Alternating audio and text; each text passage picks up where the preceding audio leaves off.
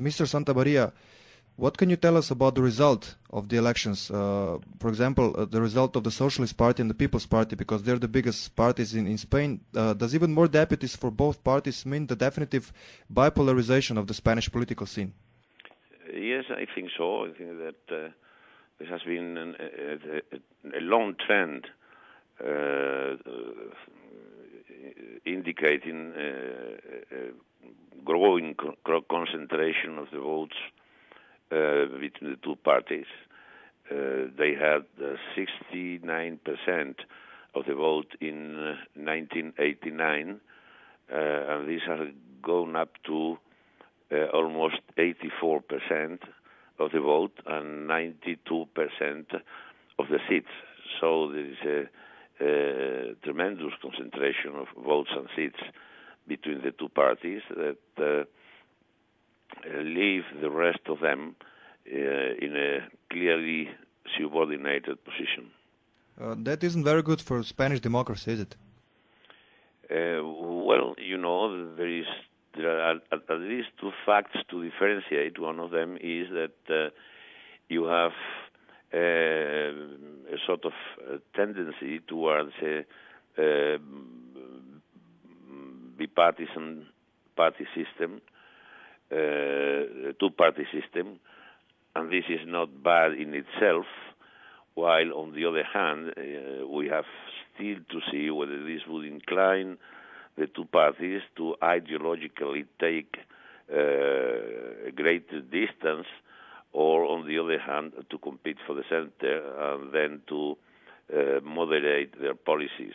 The participation of the voters was pretty high, 75%. Why do you think that's so? Did the people see this election so important, or why did they see them as important? I think so. You know, I think that more people than 4 years before were declaring in the weeks and months before the election that they attributed greatest importance to this election than to the previous one. Many people didn't believe that this would lead to such a turnout, but nevertheless, all the indications were there. The People's Party was attacking the Socialist Party rather severely during all 4 years regarding its politics against ETA. How much did the killing of a socialist ex-City Hall member, Isaías Carrasco, by ETA help the Socialist Party? I think nothing. I think it did nothing for that. It was just 1-2 days before the election. By that time, about everyone had taken his or her decision, and so my own impression is that this didn't either help or punish anyone. However, we should see at the data of the post-electoral polls in order to analyze this aspect. But the general impression is that it did nothing in one sense or the other. ETA is still a big political factor in Spain. Who do you think ETA prefers in power, the Socialists or the People's Party?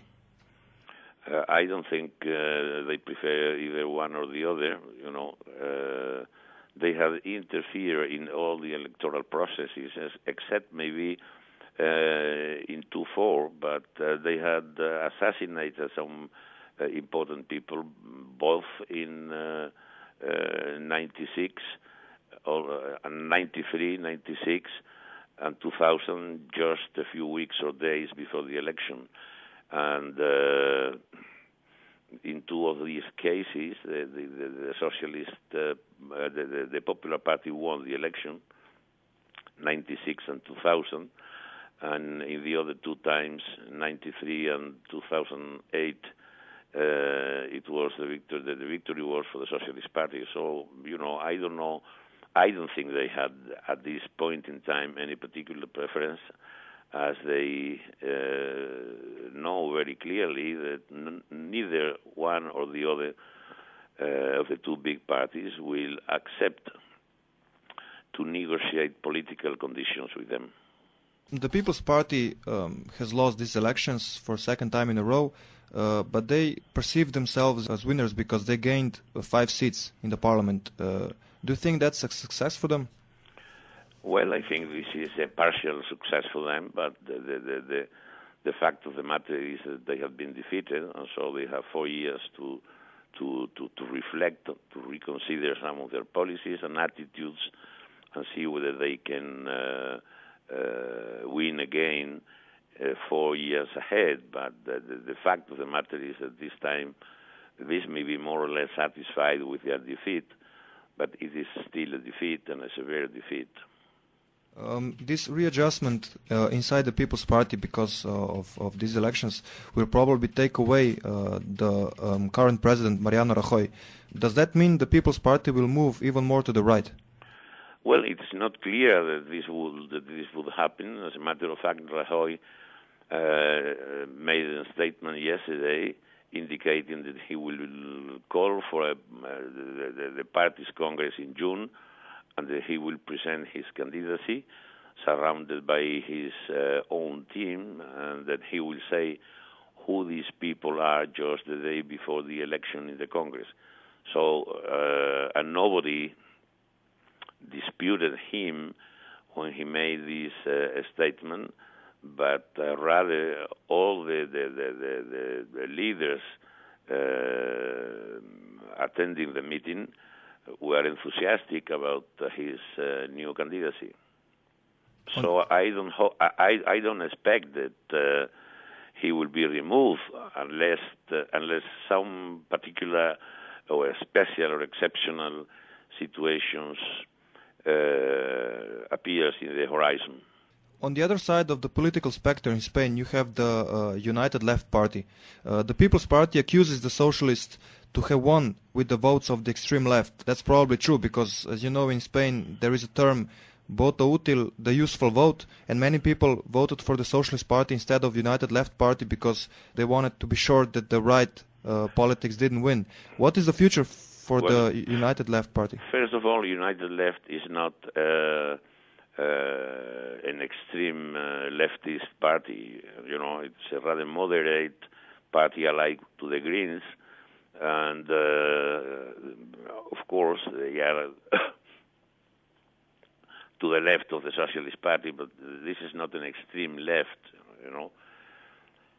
And it's very frequent. As a matter of fact, I would say that there is a pattern in the Spanish political elections that this happens whenever there is a close election, that many people from the United Left tend to vote for the Socialist Party. You know, they had 10% of the vote in '96, 5.5 or something like that in 2000, less than 5% in 2004, and now they are under 3 points of the vote. So there is a sort of natural trend that is growing along these years. And as for its future, I can say much because they will face severe financial problems and internal infighting and so on and so forth. So I don't see any clear panorama for